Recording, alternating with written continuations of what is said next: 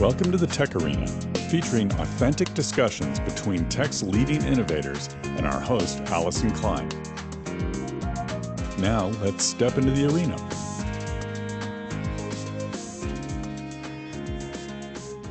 Welcome to the TechArena. My name's Allyson Klein, and today I have a really exciting episode. I'm joined today by Ian Monroe, President and Chief Investment Officer at Etho Capital. He's also a lecturer at Stanford University and has consulted organizations as far-reaching as the UN, the World Bank, and the U.S. State Department on sustainable solutions. And Jonathan Koomey, president and founder of Koomey Analytics. He's a former lecturer at Stanford and widely hailed as one of the leading thinkers on sustainability as well as compute sustainability. You guys certainly get around. You've also recently jointly published a book called Solving Climate Change, a guide for learners and leaders that lays out a shockingly actionable guidelines for organizations to move swiftly on climate action. Welcome to the program, guys. Why don't you go ahead and introduce yourselves? Ian, why don't we start with you? Thanks so much for having us. So, my background has been a mix of a bunch of things related to scaling up solutions to climate change. Originally, I came into it as a scientist and engineer, and then got pulled into international development, working on renewable energy and carbon projects related to forestry and agriculture all around Asia, Africa, and Latin America, and over 30 countries. And then I got pulled back into academia, at least part time, starting to teach and run a program on bioenergy and biomaterial sustainability at Stanford.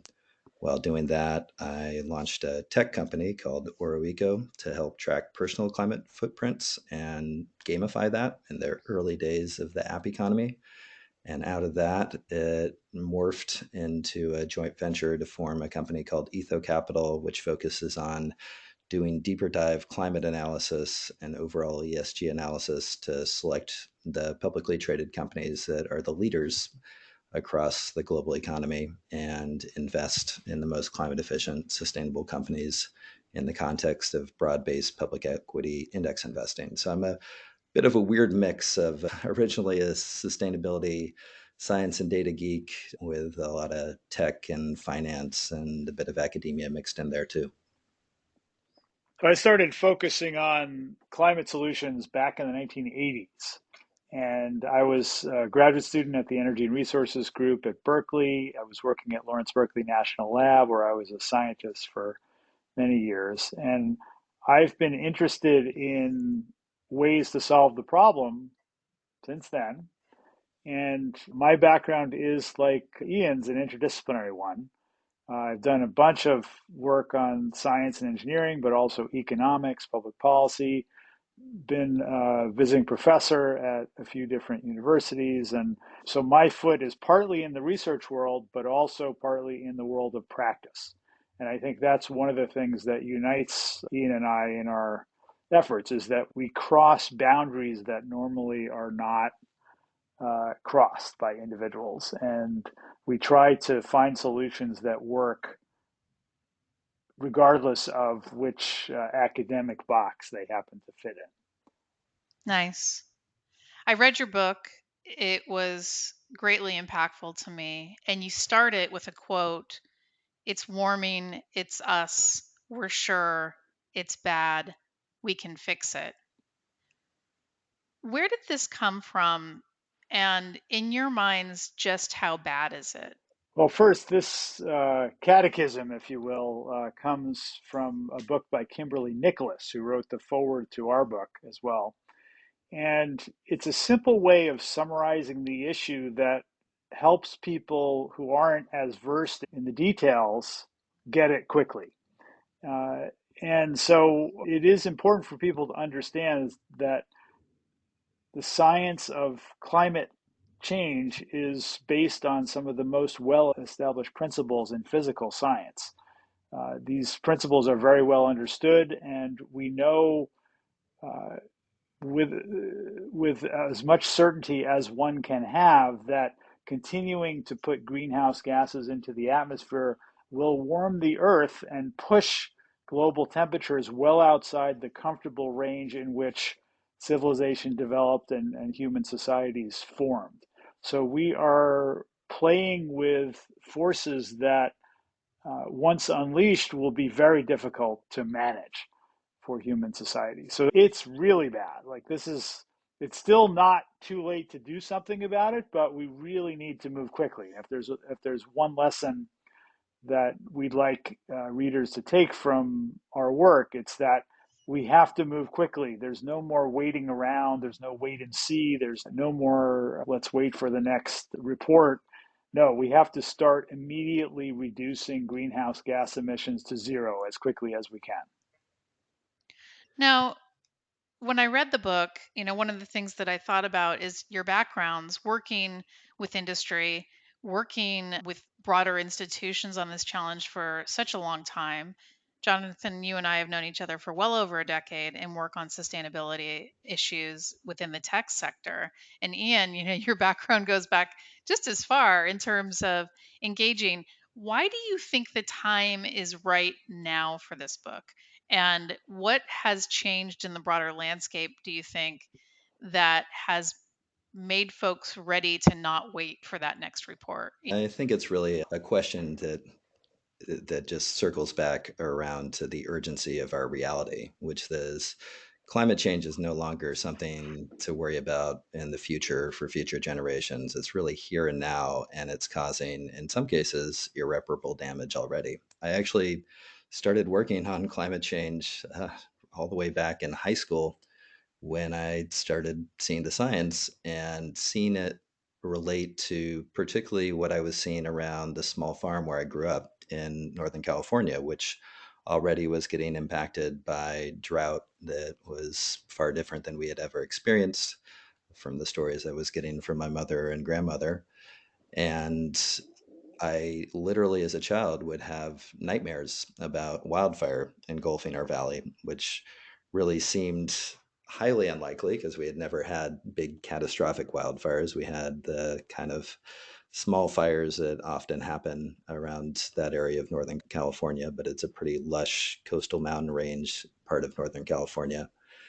And that was what got me working on climate as a scientist and engineer and the trajectory that I mentioned beyond that. Flash forward a few decades, and unfortunately, that nightmare has come true. My family's farm was in the middle of one of the massive fires in 2017 that overnight burned down homes for over 2 dozen family members and thousands of community members around us. Several of our neighbors got trapped and died.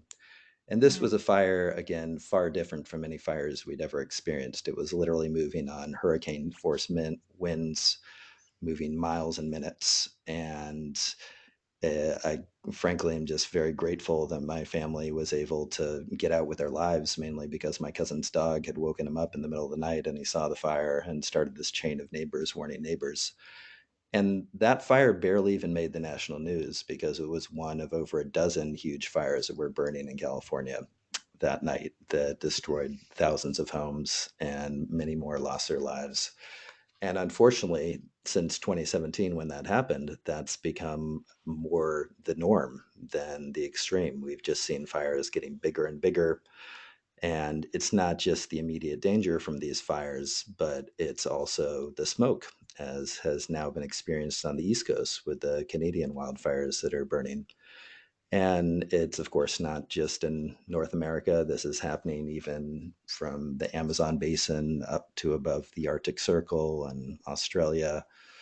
Literally, our world is on fire. And all the climate science says it's only going to get worse. And of course, there's sea level rise and violent storms and weather extremes in other directions already. And to John's point, just every day of delay, the situation gets worse. And it's really that urgency that pushed us to want to write this, and a realization that we, importantly, are also just not talking enough about the actual happy realities of all the solutions that are already available that we can scale up to fully solve the problem of climate change and actually have massive co-benefits in the process in terms of health and overall well-being.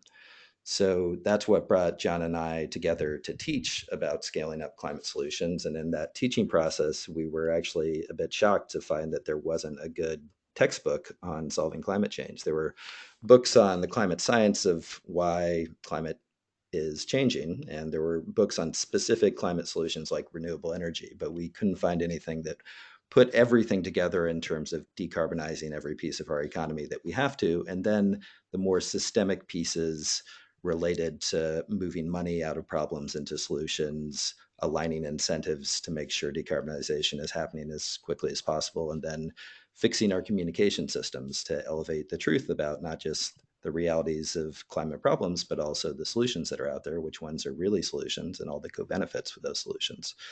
And another why now piece is that the climate targets that we're setting right now will have profound implications for our future moving forward. And we really need to make those climate targets much more aggressive and aligned with the reality of climate science.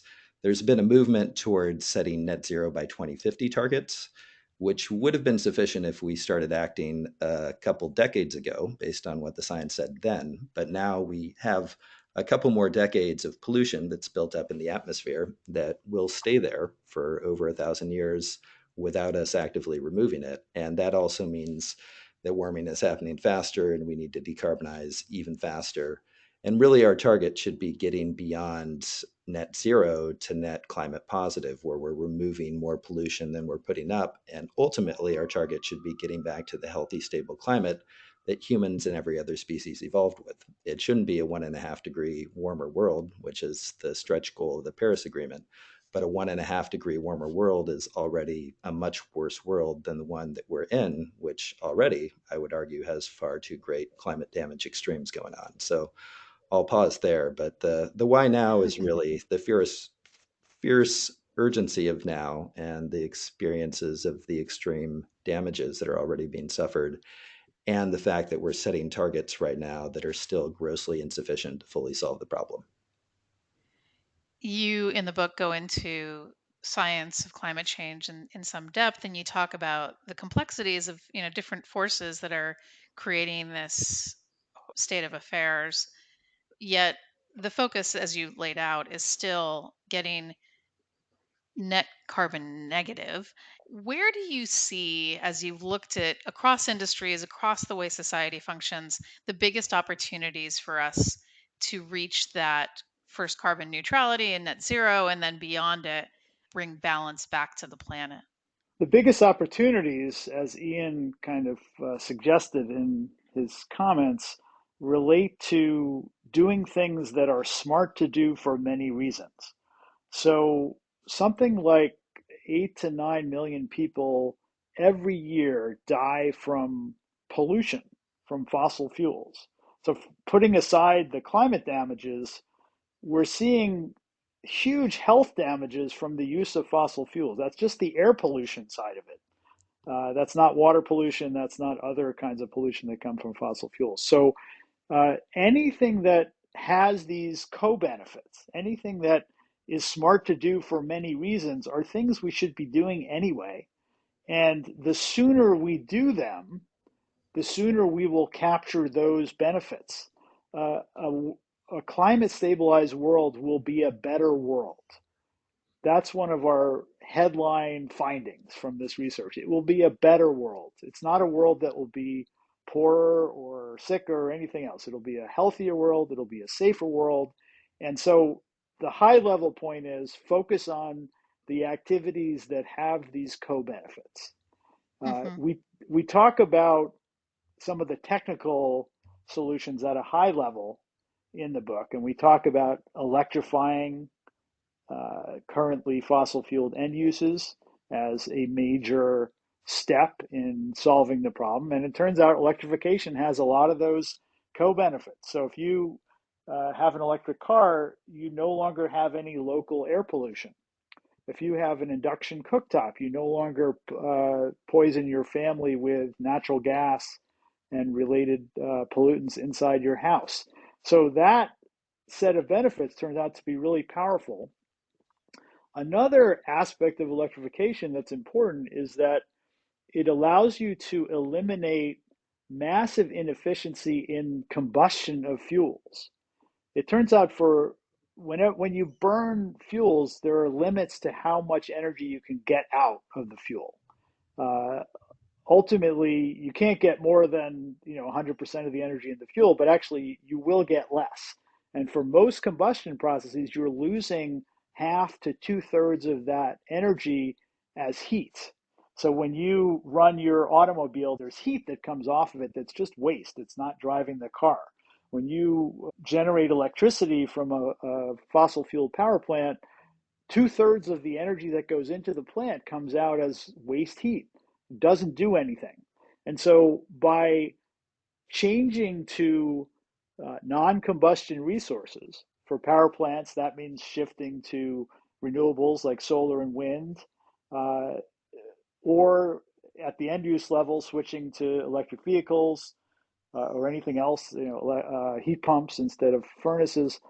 It allows you simply to eliminate this waste heat and eliminate that source of inefficiency in the society. So there are many benefits to the technical steps that we talk about in the book.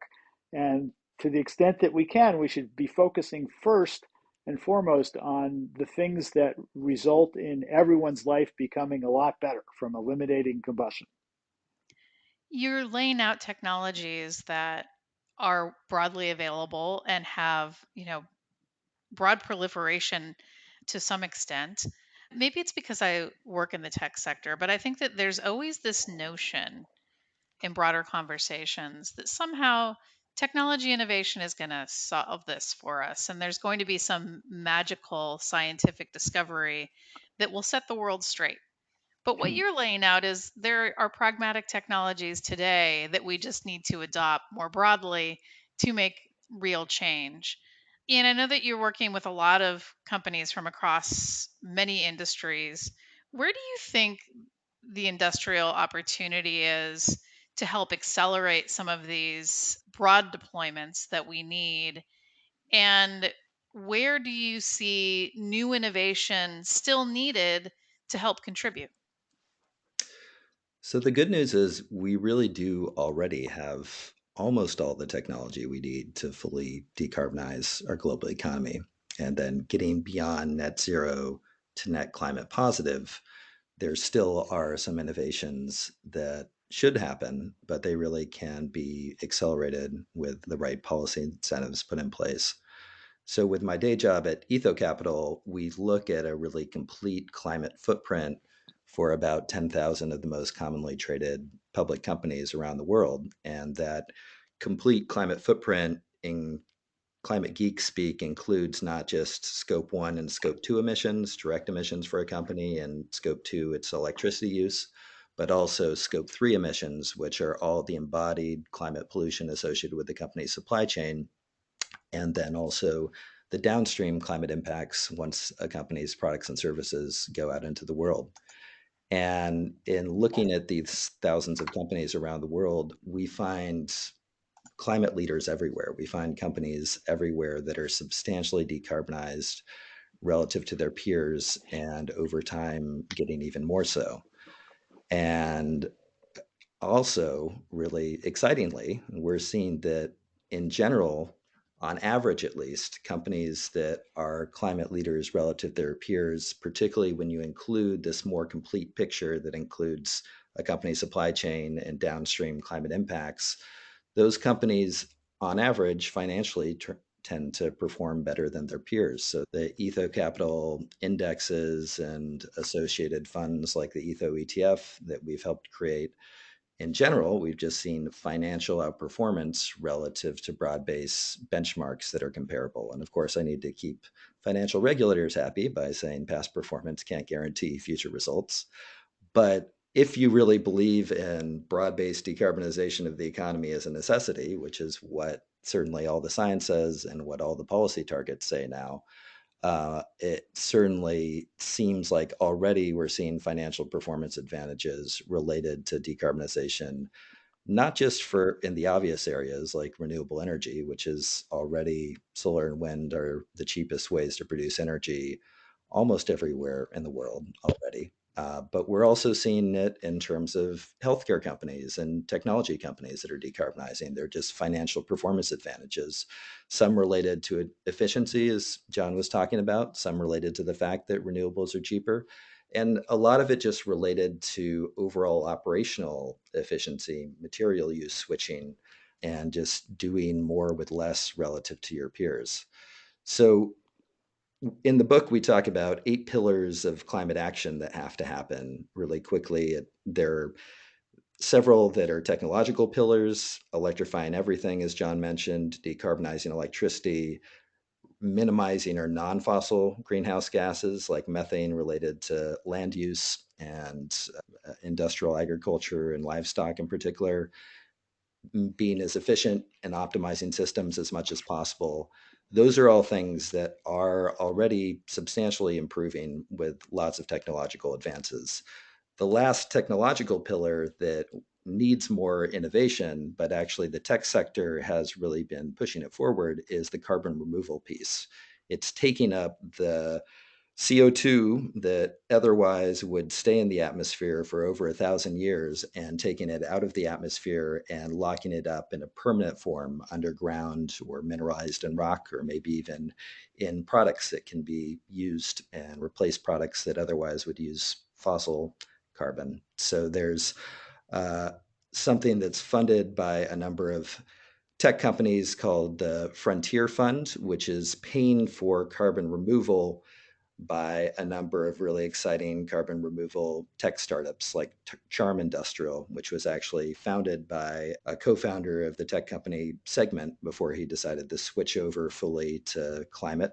And that company is taking carbon that plants take out of the atmosphere using waste biomass from the ag sector and actually converting it into what they call bio oil, and basically doing a reverse oil process where they inject that oil underground and it locks up that carbon for thousands of years.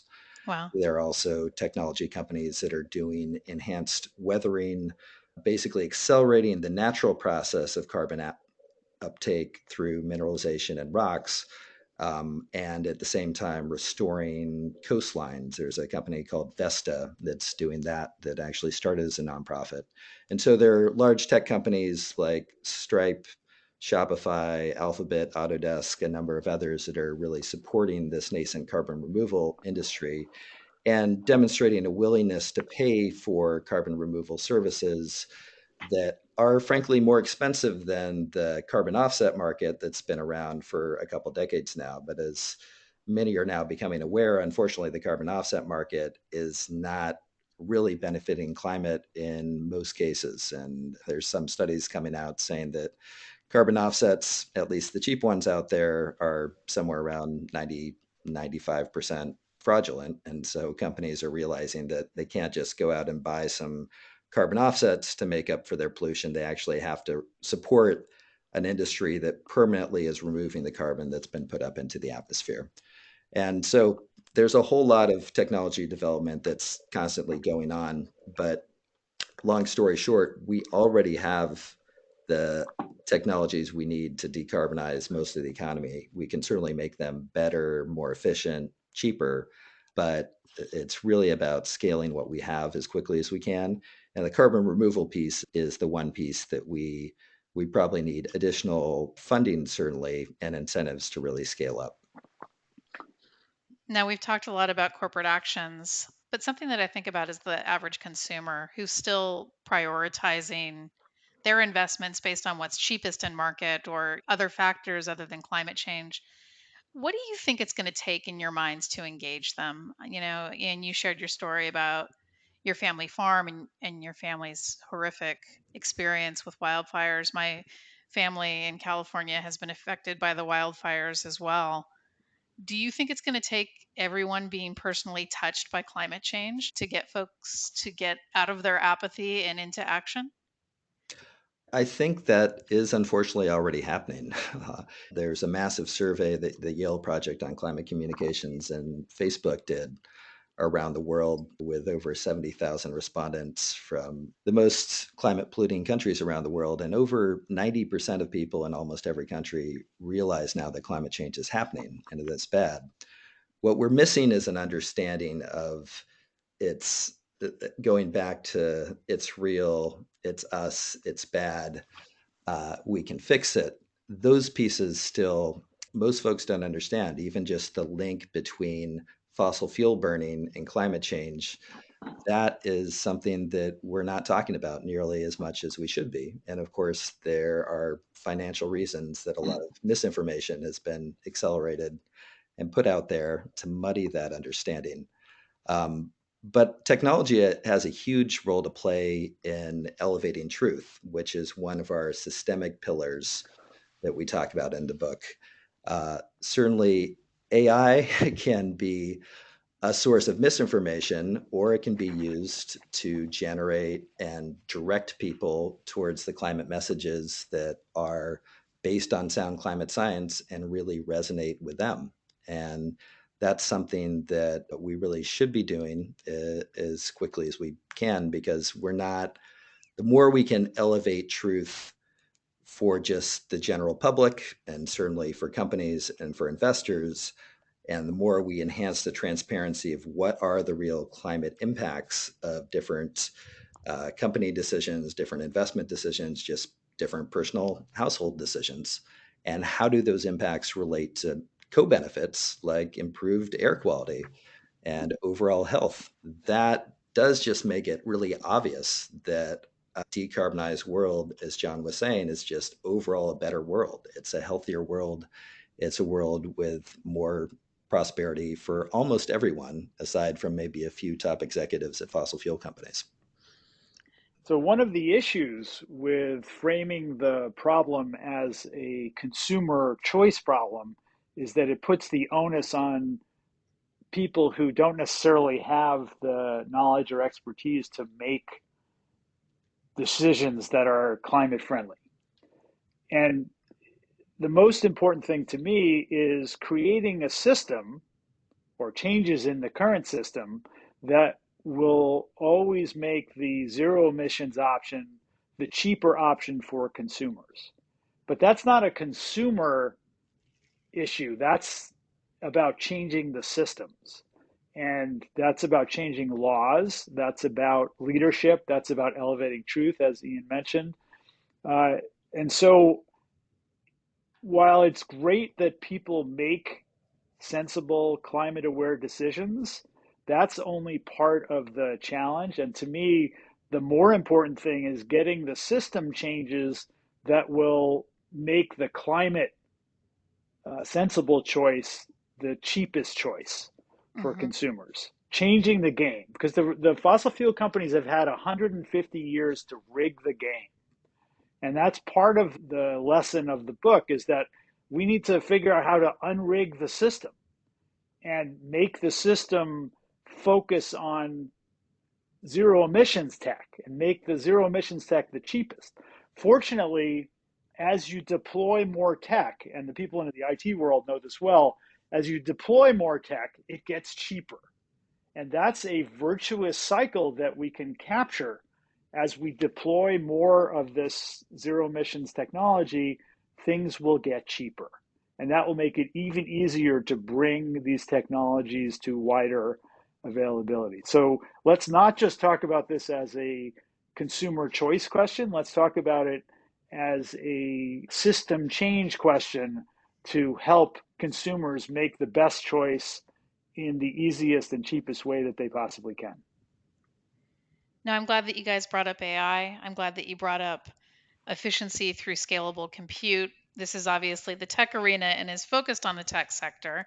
And this episode is going to kick off a number of episodes on compute sustainability. So, my final question is about, how do you see the tech sector contributing, and what do you want to see in terms of investment and focus from the tech sector to contribute to the future that you want us all to get to? I will say that really we need to be tackling climate change from every direction. We need better policies, and we need bottom up, more just citizen understanding and engagement, because that's ultimately connected to driving those better policies. And then we also need companies and investors to be pushing decarbonization everywhere they can. And the 8 pillars of climate action framework that we talk about in the book, all those pillars are pillars that the tech sector can be implementing themselves and then also can be accelerating elsewhere, from electrifying everything and decarbonizing electricity for big server farms, for example, having on site solar and batteries, or at least purchasing 100% renewable energy are options there. Accelerating decarbonization related to non fossil greenhouse gases, particularly methane connected to livestock. That's something that technology is actually coming up with some really interesting solutions. And there's all the plant based meat and cultured meat work that's going on that I know is a bit beyond the kind of tech community that typically you're talking to with this podcast, but really interesting space. And some of that connects up to interesting AI computing modeling as well.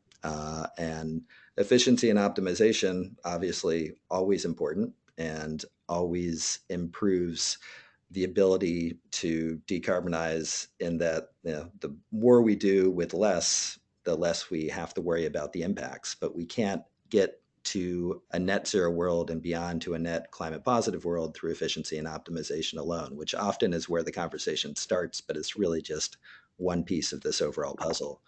And then importantly, I talked about carbon removal, going beyond that to the systemic things we need to be working on, aligning incentives, mobilizing money out of climate problems into climate solutions, and elevating truth.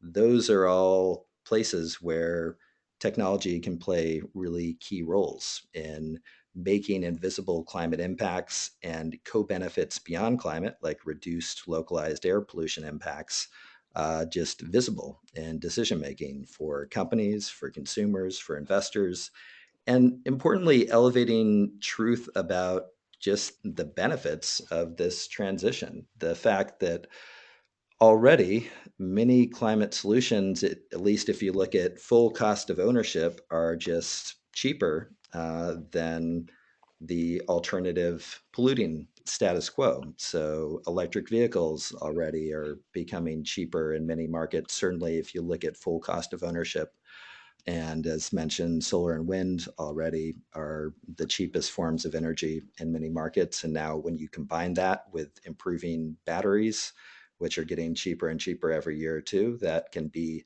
a 24/7 baseload energy source that now actually can be cost competitive with peaker natural gas plants, for example. There still is this false narrative often that's tossed out there about paying extra for the climate friendly option. In some cases, we still need to do that to scale up technologies and get them to price parity or even to be cheaper. But in many cases, already the climate friendly option is just the best, cheapest option with many co-benefits beyond that. But that reality just needs to be conveyed to all the decision makers, from individuals and communities to companies to investors to policymakers.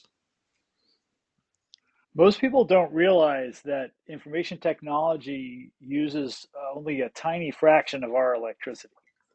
And data centers as a whole use about 1% of the world's electricity. And I'd argue it's a pretty good use of that electricity. The important lesson to me at the highest level is that IT is a key enabling technology. It's what's called a general purpose technology that has broad and deep implications for changes in the economy as a whole. And that 1% of the electricity enables us to optimize the other 99% of the electricity and all the fuels. So it's not just about the direct electricity use, which that tends to garner headlines. It's actually about the value that's being produced for the economy from those technologies. And so when people think about IT, I would want them to think about the benefits of that IT for optimizing the other 99% of the electricity and all the fuels. And that gives a sense for the kind of lever that IT is for solving the climate problem. I call it our ace in the hole. We didn't have it during past energy transitions. We have it now. and it can make a huge difference in reducing emissions to zero as quickly as we can, which is what we need to do. Ian and Jonathan, thank you so much for being on the program. I encourage everyone who's listening to this podcast to immediately go to your favorite place to get a book and engage. It's probably going to be the most important book you read this year. Where can folks go to get that book and learn more and get their hands on more information that you guys are putting out and engage with you? So we've set up a website at solveclimate.org where you can even download some free pieces of the book and just see this overall 8 pillars of climate action framework that's a large part of what we talk about in the book.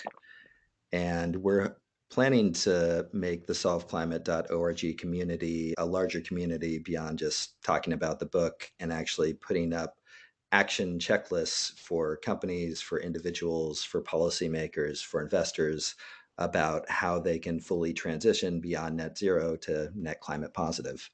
So solveclimate.org is a great place to get more info about the book. You can find out more about what we're doing at EthoCapital at ethocapital.com, ethocapital.com.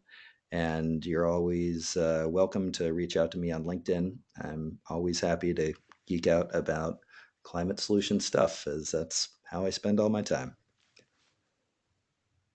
Well, it's easy to find both Ian and me for contact. You should feel free to get in touch with us. And the publisher of the book is the Institute of Physics.